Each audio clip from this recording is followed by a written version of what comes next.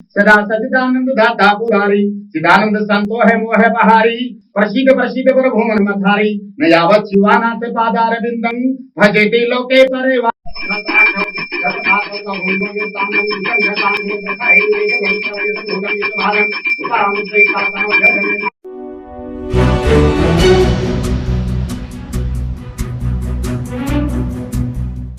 कांग्रेस की प्रदेश भर में चल रही न्याय यात्रा तिरंगे के साथ बाबा बागनाथ की नगरी बागेश्वर पहुंची।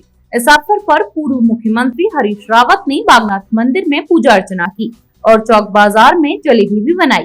साथ ही उन्होंने अन्य व्यवसायियों की दुकानों में पहुंचकर उनका हालचाल जाना। तत्पश्चात आयोजित प्रेस वार्ता में उन्होंने बताया कि उनकी इस न्याय यात्रा का उद्देश्य महंगाई, सड़क, महिला सुरक्षा, भ्रष्टाचार और बेरोजगारी जैसे अहम मुद्दों को लेकर प्रबलता से आवाज उठाना है।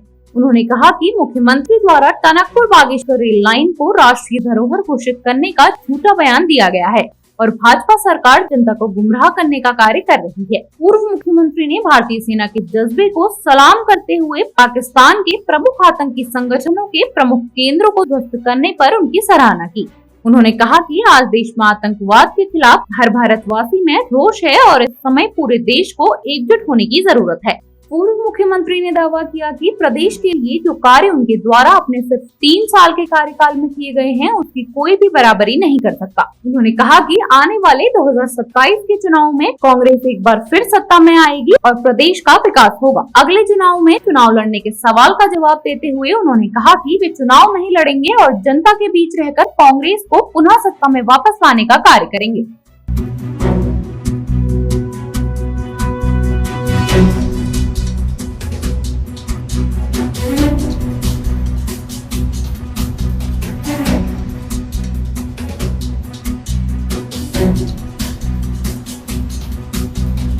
जो देश का संविधान है, संवैधानिक लोकतंत्र है, उस लोकतंत्र के बुनियादी सिद्धांतों की रक्षा के लिए प्रार्थना कर रहे हैं। आइए साथ करिए। हम उनसे कह रहे हैं कि लोकतंत्र जिन की गाड़ी जिन 2 पहियों पर चलती है उसमें एक विपक्ष भी है, आप विपक्ष को भी शक्ति दीजिए। हमारी न्याय यात्रा का उद्देश्य उत्तराखंड के लोगों से का ध्यान इस ओर आकृष्ट करना भी है कि जिन सपनों के साथ, जिस सोच के साथ, जिस विचार के साथ उत्तराखंड राज्य का निर्माण हुआ, ये अस्तित्व में आया, आज वो सोच समाप्त हो रही है। जिसका सबसे बड़ा उदाहरण है धीरे धीरे खाली होते हुए गांव, घोस्ट विलेजेस में मणिपुर में घोस्ट बाखरियां बन गई हैं। कोई गांव ऐसा नहीं है जिसमें 10-5 घर खंडहर नहीं हो गए हैं। तो ये जो प्रक्रिया चल रही है और जिस प्रकार से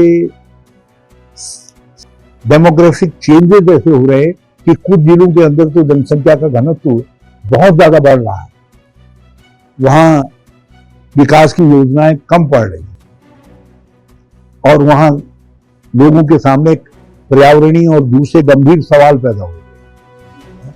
ये इतनी बड़ी जो जाम की समस्या है जिसमें उत्तराखंड की आर्थिक विकास की गति रोक करके कुंठित कर दी है, वो भी सब इसी का परिणाम है। और दूसरी तरफ कुछ एरियाज हैं जो निरंतर खाली हो रहे हैं।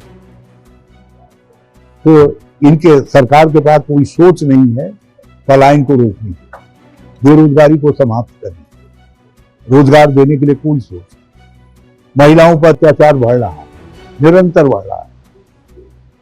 दलितों पर, दलित बच्चियों के साथ दुष्कर्म के मामले सामने आए हैं और ऐसे मामलों में भाजपा के नेताओं के नाम सामने आए।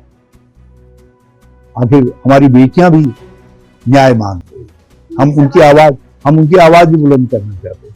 शिक्षा और चिकित्सा दोनों के स्तर में निरंतर गिरावट आ रही है। हमारी न्याय यात्रा का उद्देश्य उस तरफ भी ध्यान आकृष्ट करना है। सड़कों की क्वालिटी, ड्राइविंग क्वालिटी निरंतर गिर रही है। सड़कें जो है खस्ताहाल हो रही है। राज्य सरकार के पास हमारी सड़क व्यवस्था को सुदृढ़ करने, मजबूत करने की कोई योजना नहीं। लोगों के कष्ट, महंगाई निरंतर बढ़ रही है। केंद्र सरकार अलग महंगाई थोप रही है और राज्य सरकार कोल में खाद का काम कर रही है। जिस तरीके से बिजली के दाम बढ़ाए गए हैं, 2 महीने का अधिभार बिजली का एक हर महीने वसूल किया जा रहा है, जो पहले 2 महीने में जितनी राशि वसूल होती थी, अब हर महीने उतनी राशि वसूल की जा रही है अधिभार के तौर पर। और भी बहुत सारे ऐसे मुद्दे हैं जिन सवालों पर हम न्याय यात्रा निकालते हैं। एक कहा गया ना, लाख से एक लड़ाऊं, गुरु गोविंद सिंह जी ने कहा। हम कांग्रेस के सिपाहियों से भी कह रहे हैं, संविधान बचाने की लड़ाई है। ये लड़ाई जो है देश के लोकतंत्र को बचाने की है, स्वाधीनता के मूल्य मान्यताओं को बचाने की है, गांधी, नेहरू, अंबेडकर के सिद्धांतों को बचाने की लड़ाई है।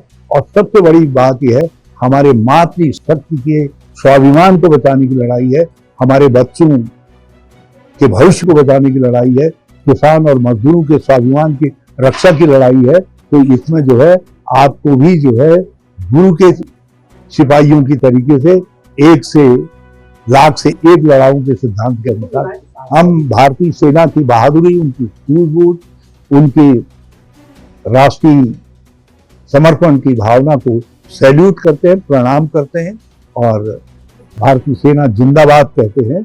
और हमारी पार्टी ने बहुत साफ तौर पर कहा है कि आतंकवाद के खात्मे के लिए और पाकिस्तान जो उसका प्रश्रयदाता है उस पर प्रहार करने के लिए, उसके कमर तोड़ने के लिए कोई भी कदम जो सरकार उठाएगी, हम उस कदम के साथ, हम भारत की सेना के साथ, महिलाओं के कल्याण की योजनाएं से लेकर के महिलाओं के आर्थिक स्वावलंबन और उनके आत्मगौरव, आत्म स्वाभिमान, उनकी सुरक्षा के लिए जो है हम निरंतर जहां जहां कमियां हैं सरकार के ऊपर चोट कर रहे हैं, सरकार से आग्रह कर रहे हैं। और हमारी न्याय यात्रा का प्रमुख मुद्दा जो है महिलाओं को न्याय मिले उत्तराखंड की, ये प्रमुखता के साथ हम एक वैकल्पिक सोशो इकोनॉमिक एजेंडे के साथ बहुत जल्दी राज्य के लोगों के सामने आए। हम एक केवल राजनीतिक एजेंडा नहीं होगा हमारा सोशो इकोनॉमिक एजेंडा होगा, जो आज की स्थितियां हैं राज्य के अंदर, पलायन, बेरोजगारी आदि की, विकास आदि की, और ये सब के विपरीत एक आर्थिक सामाजिक एजेंडे के साथ हम राज्य के लोगों के सामने आएंगे और बहुत जल्दी आए। और कुछ काम करने के दौरान हमसे चूकें हुई, हम उन दोनों चूकों को हमने गंभीरता से लिया है और बद्रीनाथ में हमने वो जो गलती यहाँ कर दी थी उसको दुरुस्त किया। हम वहाँ जीते, लेकिन फिर हम जरा सा लेफ्ट कर गए केदारनाथ में, क्योंकि हमारा जो विरोधी है वो बहुत ही सतर्क और चतुर और लड़ाई में साधन और उसकी परवाह, धन बल, जन बल, अधिकारियों का बल, छल बल, हर तरीके का इस्तेमाल करते हैं। तो इसलिए हमको और बहुत सचेत होकर के चुनाव लड़ने की जरूरत है। हम लड़ेंगे और इसकी शुरुआत हमने अभी से कर दी है। हमने शायद हमारे जिला कांग्रेस कमेटियों तक कांग्रेस वर्किंग कमेटी के निर्देश आ गए हैं कि आप बीएलओ बनाने में जो है सावधान रहिए। और आप कांग्रेस पहले लापरवाही बरतती थी अपने वोटर लिस्ट बनाने आदि में, अब कांग्रेस का प्रत्येक कार्यकर्ता जो है जितना सतर्कता अपने खाने, अपने वो चुस्त दुरुस्त रखने में करेगा, उतना ही वोटर लिस्ट को भी चुस्त दुरुस्त और स्वस्थ रखने में करेगा और उसको स्वच्छ रखने में करेगा।